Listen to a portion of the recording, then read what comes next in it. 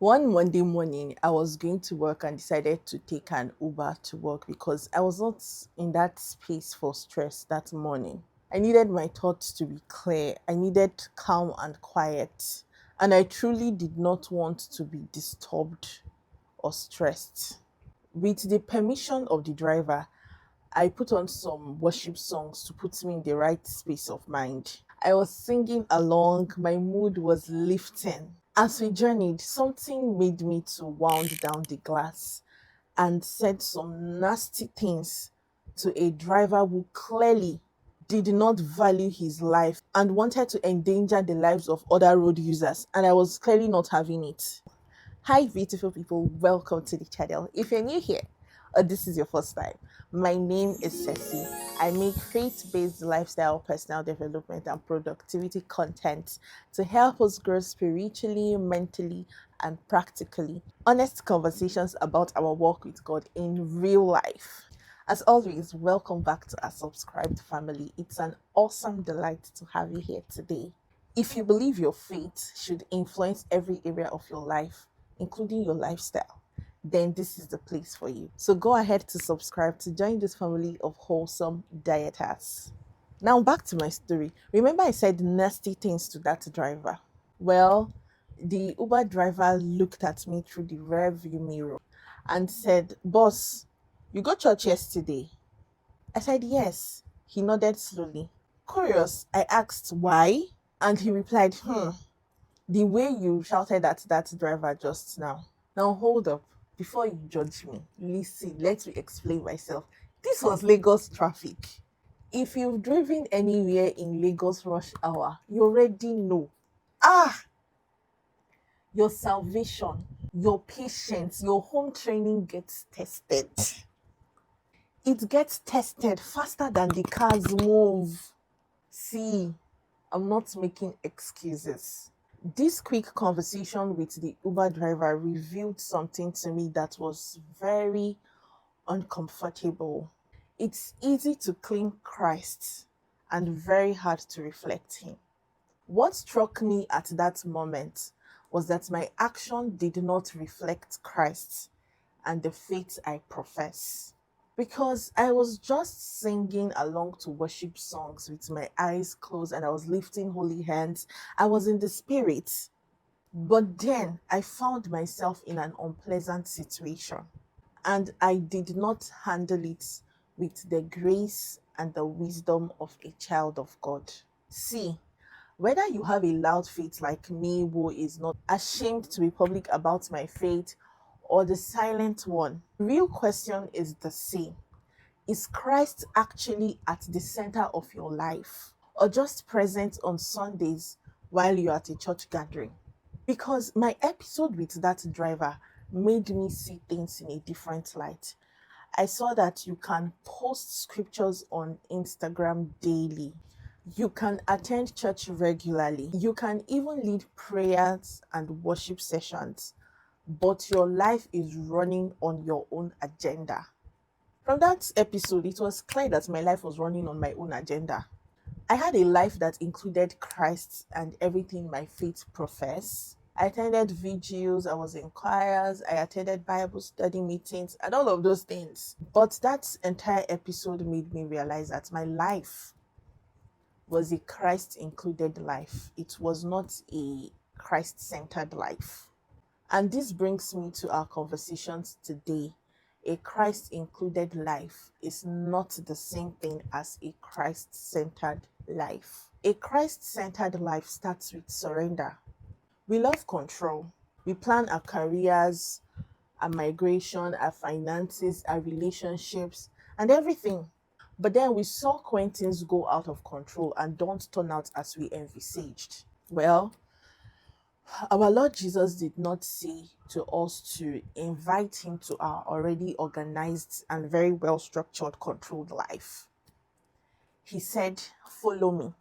And that is totally different. Follow me means you don't set the direction, you don't understand the route, you trust the one leading, even when you don't know where He's leading you to. It's like entering a bus and not asking questions. You just trust that the driver knows where you are going to and your exact destination. And the thing about this driver, he never misses a turn. Living a Christ centered life shows in everyday life moments. That Uber story I told you about, that's where real Christianity lives. Real Christianity is not in the worship sessions where you're lifting holy hands, or when you never miss to post a Bible quote on your WhatsApp story, or when you attend every prayer meeting and every annual church conference. A Christ centered life is in how you respond when you are disrespected, how you treat people who can't benefit you, your response to offense, your forgiveness, your kindness, your compassion, your empathy, your hospitality, loving others as you love yourself, how you behave when no one is watching, and a lot more others. One thing I've come to terms with is that a Christ centered life is not a performance, it's a pattern. Or do I say habit? See, it's a lifestyle.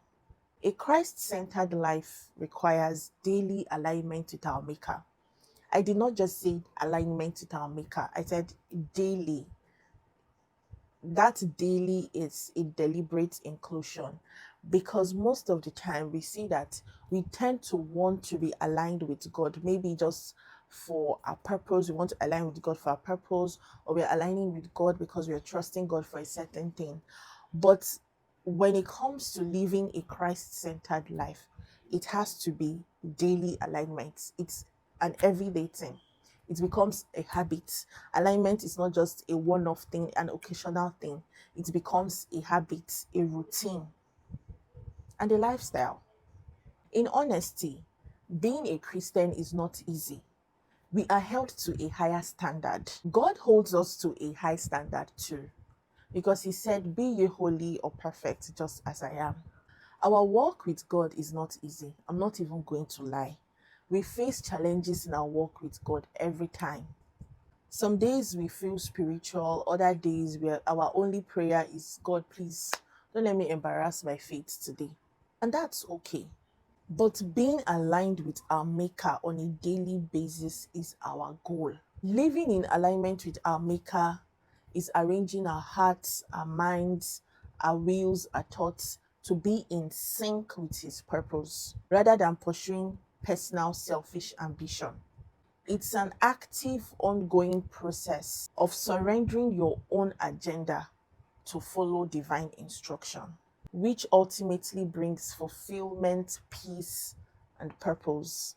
See, a Christ centered life is not about perfection, it's about that consistent realignment when we go off track. Think of it like a GPS. Even when you miss a turn, it does not insult you. It does not drag you till you feel worthless. It just says recalculating, and it automatically reroutes you to so that you still get to your destination. And that's the grace of God available to you, to us, to navigate life daily. Because the truth is that there will be twists and turns. You'll be facing a temptation, your will be tested. You will just be screaming, "God, please help me." This alignment with our Maker is in different ways. It is the surrender of personal will, where we shift from my will to thy will be done. This alignment with our Maker is living in divine purpose. When you are aligned, you stop running ahead of God. Instead, you begin to act within your designed purpose. This alignment with our Maker is transformation and renewal. Alignment is a daily transformation and not just a one time event. It often involves the renewal of your mind. Here, alignment involves waiting on God's timing.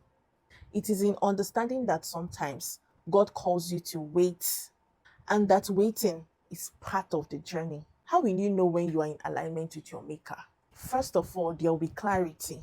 Here, there's no confusion. You know exactly what to do.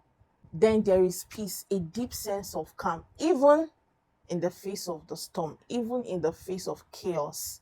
There is peace, and this peace is an inner kind of peace that is not disturbed no matter what is happening around you. One other thing for you to know that you're in alignment with your maker is a certain kind of flow. Things begin to happen easily, and this is not without effort. The thing is, it flows easily, but without struggle. You don't have to struggle. You will make the effort, but there's no struggle to it. Then the most beautiful of them all, the most beautiful parts about being in alignment with our maker is the fruit of the spirit. The presence of love, joy, and peace in your daily life. A Christ centered life will make you look different. And that's the point. If your life looks like everyone else's, then Christ is not at the center. A Christ centered life will challenge your plans. A Christ centered life will challenge your pride. It will interrupt your plans. It will change your desires. And yes, sometimes it makes you the odd one. Everybody dresses a certain way, but when you show up elegantly and modestly dressed. When everyone in the office is cool about taking bribe, you ask them to miss your account number when that bribe sharing is going on. When others are plotting on taking someone down, you make it clear that you are not a party to that and you do not stand for such evil. You do not follow every trend. You do not sing every kind of songs. You're not fangirling the usual faves. It's a lot. The key thing here is that there are a lot of things and certain things that distinguishes you from others to show, to demonstrate that your life is a Christ-centered life. One beautiful thing is that a Christ-centered life anchors you when life gets unstable. See, let's not even try life, because life knows how to happen. Life and its pressures, its uncertainty, its craziness, its ups and downs, its expectations, its bills, everything, it's everywhere. You would think that a Christ centered life will insulate you from all these or cushion their effects. To be honest, a Christ centered life does not remove all of this chaos. It does not remove the chaos that life will bring or the curveballs that life will throw at us. What this life does is that it gives you stability within it so that when things shake, you don't fall apart. Instead, you lean deeper into your safe and hiding place. You see how Jesus was sleeping during that storm that made his disciples think if he was still in that earthly realm with them? That's the kind of anchor you get. See, when life and its chaos is happening, and the Christ centered life is your anchor, that's the place, best time to run to Jesus and say, Jesus, you know, you said I should come to you and you give me rest. Oh, yeah, this is the time. Come and give me rest. Life has come with its burdens. Please give me rest. This is the best time to remind him, Lord Jesus, remember you said you would give me peace. Please, this is the best time to give me peace. This is the best time to make good your word. Give me peace. Because life be lifing. So you see that Uber driver, he was not condemning me. He was reminding me that the world is watching. They are watching for authenticity and a life that truly reflects Christ, not in words alone, but in action. People don't expect you to be flawless. They expect you to be real. And maybe, just maybe, your life will be the only Bible someone gets to read. If it will be the only Bible someone reads, oh my, let us not make our Creator ask us why it was not a worthy read. So here's the question: is Christ truly at the center of your life? If he's not, try to make him the center of it.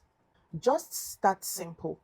It could be that you take a pause before you react, or you invite God into one decision making process, or you choose to obey God's voice over one sacrifice you think that will make up for disobedience. In whatever way you think you can, let your life reflect a Christ centered one.